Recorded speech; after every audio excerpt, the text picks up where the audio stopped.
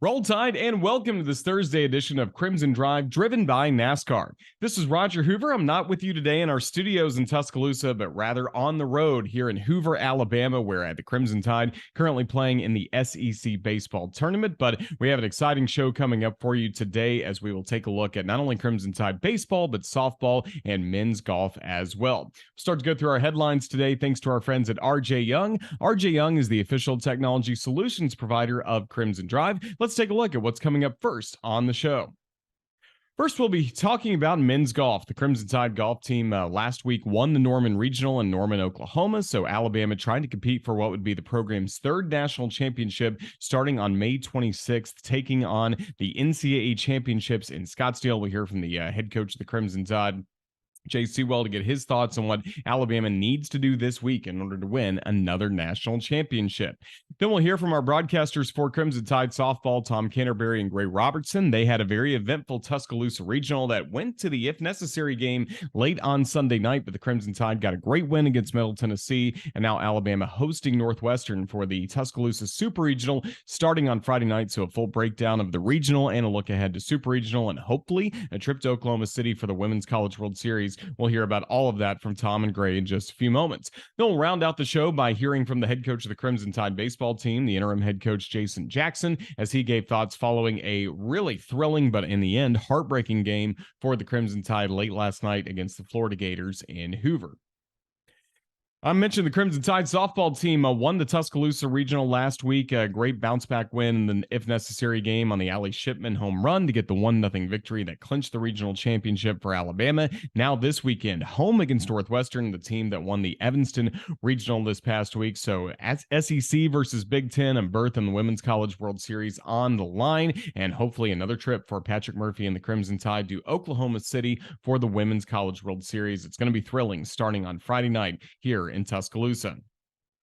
Crimson Tide baseball team this past weekend swept Ole Miss. I only played Thursday and Friday, a doubleheader on Friday, and the Crimson Tide winning all three of those games. So great momentum for the Crimson Tide, closing out the regular season with 5 straight victories. That good momentum carried over here to Hoover, and on Tuesday, it was the Crimson Tide picking up a 4-0 win against Kentucky in a game that was really dominated by Andrew Pinckney, driving in 3 of the 4 runs, hitting a 2-run homer on a day where not many home runs were hit at the Hoover Mets. A great performance there for the Crimson Tide. Last night, it was a tough one. 11 innings. Alabama fell to Florida 7-6. We did see a great performance by Colby Shelton. Like Andrew Pinckney, he was one of the big offensive stars of the day as he picked up a home run, also drove in another run against his in-state team. And then the game was tied at 3 going to the top of the 11th inning, and with 2 outs and the bases loaded, Tommy Seidel came through with a 3-run double, giving Alabama a 6-3 lead. But in the bottom of the 11th inning, the Florida Gators started the frame with 4 straight hits and eventually walked off Alabama on a BT Riopel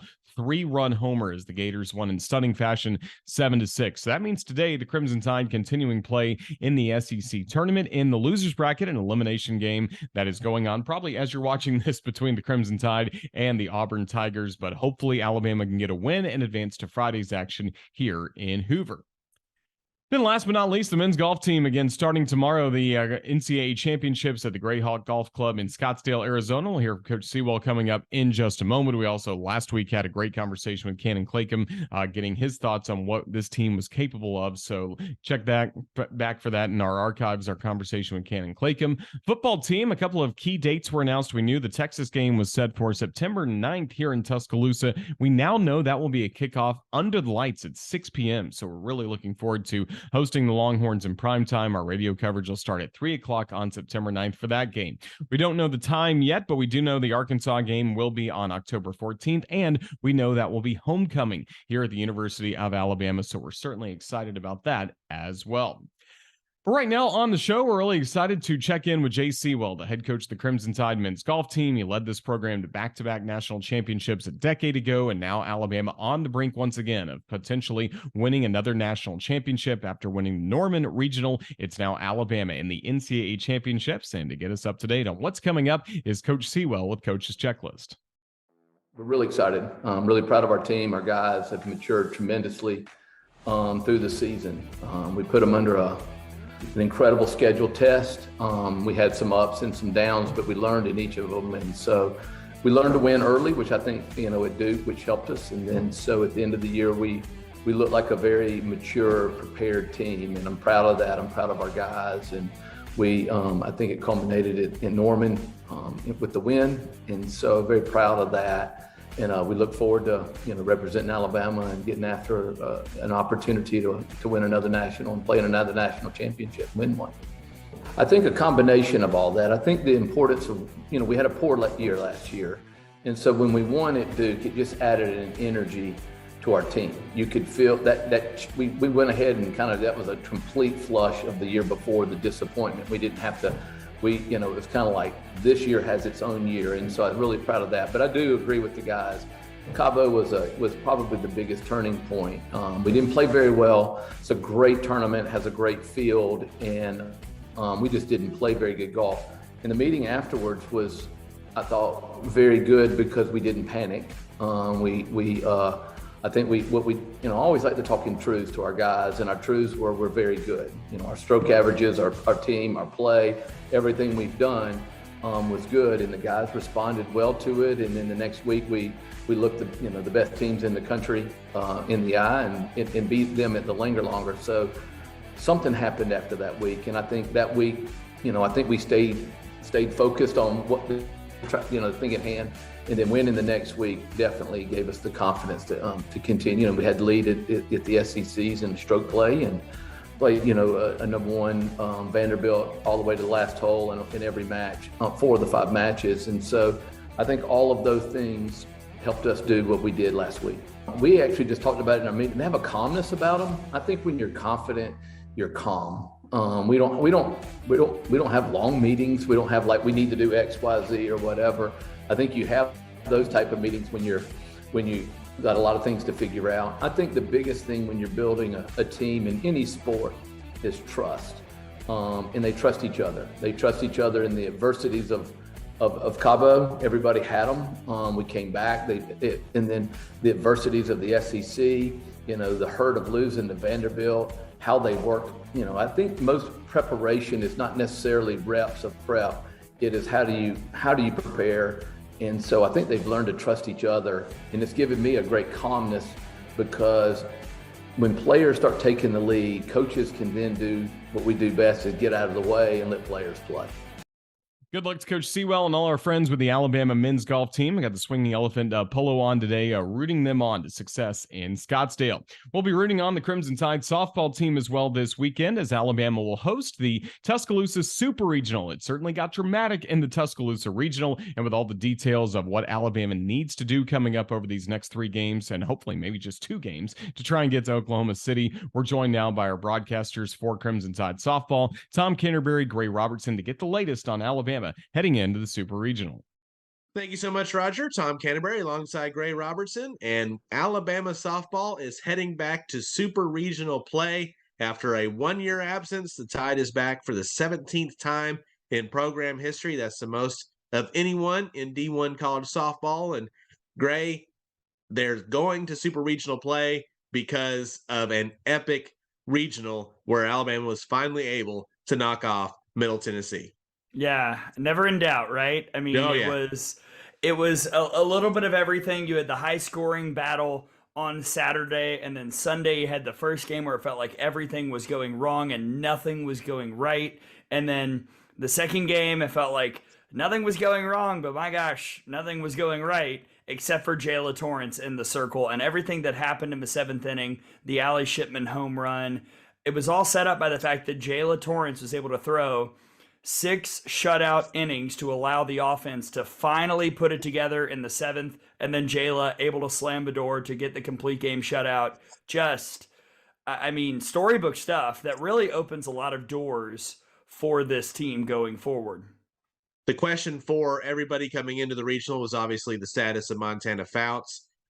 She was day-to-day with a hyperextended knee that she suffered in the SEC tournament. Montana ended up not having to pitch any in the regional, although we were told, we saw her warming up in the bullpen. She was available for a couple of innings if necessary in that last game against Middle Tennessee. And that's pretty much all the updates we have moving forward. Certainly that would give us some hope, though, that she will be available in Super Regionals.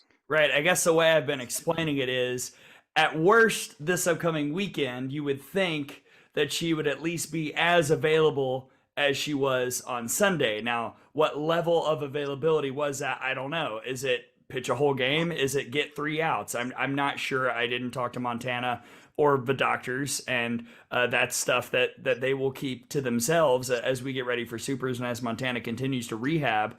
But I definitely think that there's a chance that we will see her in the circle. And as we were talking about after, if Montana can go, you know that Montana's even her C game, even at maybe 60, 70, 80% health, that's top tier in the country. So you pair that with Jayla Torrance, who is pitching the best of her career, and then you've got Alex Salter, who is always capable of coming in and getting outs if you need it, and you've got a staff that is more cohesive now than I think ever before and believes in themselves more because they've shown that they can do it without having Montana waiting in the wings ready to save the day. I think that you're in a really good spot ahead of a super regional with a Northwestern team that is statistically and fundamentally very similar to Alabama. You mentioned the last thing before we head to that super regional preview from regionals. Allie Shipman had the epic home run in the 7th inning. So we got it from the seniors and the super seniors. But then we also saw some freshmen and sophomores have really good weekends as well at the plate. At the bottom of the order, Callie Hevlin and Kristen White. I keep forgetting that Callie's only a sophomore. Doesn't it feel like we've known Callie Hevlin for like 5 years? Yes. It's really, really funny how things change across the season. And now that Callie seems to truly believe in herself as much as everybody involved in the program believed in her, the production is coming through. Kristen White has been a revelation since pretty much right at the start of the SEC tournament. Like something switched and she has turned into the player that we all thought she could be. And once you've got those people at the bottom of the order providing the support and setting the table for the top, once the second time, third time through rolls around, that's when this offense starts to really, really click. Still a couple people going through mini slumps right now, but honestly, I said this last week. I think if you're an Alabama fan, you should be more excited about the offense now than you have been at any point this year because they just keep getting better. And it was really good to see Allie Shipman be the one that came through in that moment because she had been one of those players that was slumping going into regionals. And she had a couple really big hits for the Tide all across the weekend. And of course, Ashley Prangy continues to hit the ball well. And when she does, it's usually a double or a home run too. So that's going really well for Ashley too in her 5th year. Right. Doubles, homers, walks. For the most part, that is what's happening when Ashley Prangy steps up. And if you've got somebody that reliable, you're always in business. Yeah, same thing with Bailey Dowling. Yeah, exactly. Basically, there were a lot of correlations that I saw this weekend between Bailey Dowling and Ashley Prangy. Bailey Dowling, I feel like sometimes might put a little bit too much pressure on herself, but man, when she's able to connect, typically good things happen. And her strikeout numbers were pretty much non-existent in regional play, which is a really good sign. When she's had struggle games, it's typically been with not being able to put the ball in play. So if she can just keep being productive, then that little pairing in the order, you're set. Yeah. And so this weekend, Alabama, as the national 5 seed, is hosting the national 12 seed. The Northwestern Wildcats won their regional that they were hosting up in Evanston. And Northwestern comes to Tuscaloosa. It'll be a Friday, Saturday, and if necessary, Sunday, 2 out of 3 super regional. And Gray, the Wildcats come in, and as you mentioned, a very similar team to what Alabama has. Yes, very similar statistically. The one edge that Northwestern has is a lot of experience. They've got a lot of people who played in the Women's College World Series last year. And if you look at Alabama's roster, even with the transfers, there are only 2 people who've actually played in a super regional, and that's Jenna Johnson and Montana Fouts. So you've got the experience of Northwestern versus kind of the youth but strong leadership that Alabama has. And Northwestern has some talented players. Jordan Rudd, one of the best catchers in the country, phenomenal last year in the postseason, and in regionals this week hit 600. So really, really good once again. And Danielle Williams in the circle, the crafty lefty who can work her rise, work her drop, and then has a just brutal changeup that is so tough to hit. If she is spinning it well, she becomes one of the best pitchers in the country. And if you're Alabama, you have to hope that some of the elements and maybe some fatigue can get to her just a bit and give you a little opening. Because anytime one of the best pitchers in the country is pitching well, hits are hard to come by. And you mentioned the elements. Part of those elements is going to be the atmosphere at the Rhodes House, as Alabama led the nation in attendance for, I believe, all the regional days, Friday, Saturday, Sunday last weekend, and we'll likely do that again here this weekend. And it's going to be a party at Rhodes. Oh, absolutely. 2 night games to start, and I hope we don't need the if game because good things have happened. But honestly, 2 night games with the atmosphere as jacked as it will be, man, it is going to be quite an atmosphere. I thought the atmosphere this past weekend was great, and that was with teams that a lot of people didn't really think about or know about in Central Arkansas, Middle Tennessee, and Long Island. They're thinking about them now, and they know about them now, but it was great to see the people show up for regionals, and if we know anything from the past, Supers will be just as packed. And again, if you are listening to us on the Crimson Tide Sports Network, which we hope you do, obviously, listen to us on our local affiliate here in Tuscaloosa and some other affiliates throughout the state of Alabama. The Varsity app as well is available for you. We will be on the air at 6:50 on Friday and 7:50 on Saturday. So that's going to be a 7 o'clock first pitch on Friday and 8 o'clock first pitch on Saturday. The Sunday game is still TBD if that is necessary as far as when we will be on the air. But whenever that is, it'll be 10 minutes before first pitch, whenever first pitch happens. And it's something that we obviously missed out on last year. That's not the norm. Alabama, as Patrick Murphy says, belongs in the Super Regionals, belongs in the World Series, and the Tide's back there again for the 17th time out of 18 Super Regional rounds there's ever been. And Gray, this team, as we've talked about with Coach Murphy, is as cohesive and as together as any team we've seen in recent memory for the Tide. They are growing together as well, and that's why this is one of my favorite teams that we've ever covered. And I'm not sure I would have said that 2 months ago, but watching them challenge each other to get better and stick up for each other and love each other and play for each other and face adversity together and come out stronger, I continue to be impressed by the way that Team 27 operates. And I think that this story has more chapters in it. And what those chapters read, I don't know. But I'm really excited to be a part of the ride, and I hope everybody watching, listening, or attending the games is as well. So again, 6:50 the airtime on Friday, 7:50 the airtime on Saturday, TBD on Sunday if that game is necessary, and we'll have it all for you on the Crimson Tide Sports Network. That's Gray Robertson. I'm Tom Canterbury. Back to you, Roger. Huge thanks to Tom and Gray for giving us always an entertaining breakdown of Crimson Tide softball. Good luck to the Crimson Tide getting set for what will be a thrilling Tuscaloosa Super Regional. We're hoping for more success for the Crimson Tide baseball team in the SEC tournament. A great 4-0 win against the Kentucky Wildcats in the Tuesday game in single elimination. But then yesterday, Crimson Tide were 3 outs away from moving on to the winner's bracket of this tournament. Instead, Florida picked up a walk-off victory on a BT Riopel home run for the Gators. So after the ball game, interim head coach Jason Jackson met with the media to give his thoughts on how Alabama tries to bounce back after a tough loss last night against the Gators. Yeah, I thought it was a really good ball game by 2 really good teams, and that's kind of what the postseason play is all about. That's what the SEC tournament's all about. That's what we all expect to see when we come here, and it's a tough loss. We took a lead into that last inning, and Alton's been great for us all year. You got to give them some credit. They had some great at bats, but I thought it was a really good college baseball game, and I thought our guys fought hard. I thought their guys fought hard, and at the end of the day, they got the big hit at the end. Basically what I told them was, hey, man, this hurts, right? And it's supposed to hurt, right? You invest that much into the game, and it was an emotional game, and again, it was a very well-played game. But this is supposed to hurt, right? That's a kick in the gut, and so it's okay to be pissed. You should be pissed. But we're going to go home, and we'll go back to the hotel, and we're going to eat, and we're going to be pissed off for a little while, and that's okay.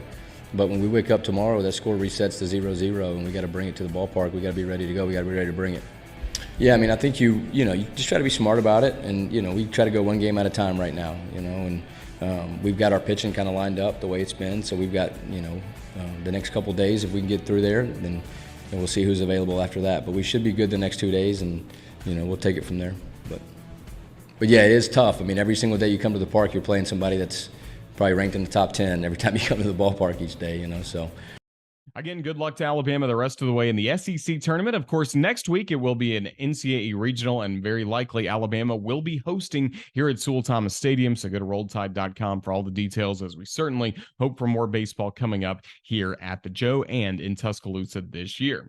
While we have a moment, let's take a look at our Wickles Weekend Update. It's brought to you by Wickles Pickles. They are wickedly delicious. You can check them out online at WicklesPickles.com. Let's see what's coming up across the Crimson Tide Sports Network this weekend. Well, of course, today, the baseball team at the SEC tournament, and you see all the to-be-determines laid out the rest of the week. Hopefully, Alabama can climb out of the loser's bracket and make it somehow to Saturday's semifinals, and then hopefully the championship game on Sunday. But for the latest game times, check back with us here on the Crimson Tide Sports Network and all our social media channels for the very latest. For softball, we do know the start times. It's going to be some late nights at the Rhodes house. The Party of Rhodes will be starting at 8 o'clock coming up tomorrow night for Game 1 against Northwestern. And then we also know Game 2 on Saturday, a late first pitch as well. And then we don't know the start time yet for the If Necessary game on Sunday, but hopefully we don't need to know about it. Hopefully a couple great wins for Alabama and the Crimson Tide can move on. And even though we don't have a broadcast of it, it's not on the schedule. Again, good luck to Jay Sewell and the men's golf team competing at the NCAA championships in Scottsdale, Arizona. That's your Wickles Weekend Update, again brought to you by Wickles Pickles. That's going to wrap up this edition of Crimson Drive, driven by NASCAR. A special thank you to Tom Canterbury, Gray Robertson for giving us their insights on Crimson Tide softball ahead of the Super Regional. Enjoyed hearing as well from Jason Jackson and Jay Sewell giving us their thoughts on their teams heading into postseason competition. Thanks as well to Ethan Carabin, our video producer, for putting the show together. And thanks to all of you for watching. Again, different edition of Crimson Drive, driven by NASCAR, as we are remote. We're very busy with the SEC baseball tournament here in Hoover, but hopefully some very good things in store for the Crimson Tide across all sports over this weekend. For everybody with the University of Alabama and the Crimson Tide Sports Network, this is Roger Hoover saying thank you for watching this edition of Crimson Drive, driven by NASCAR. So long, and roll Tide.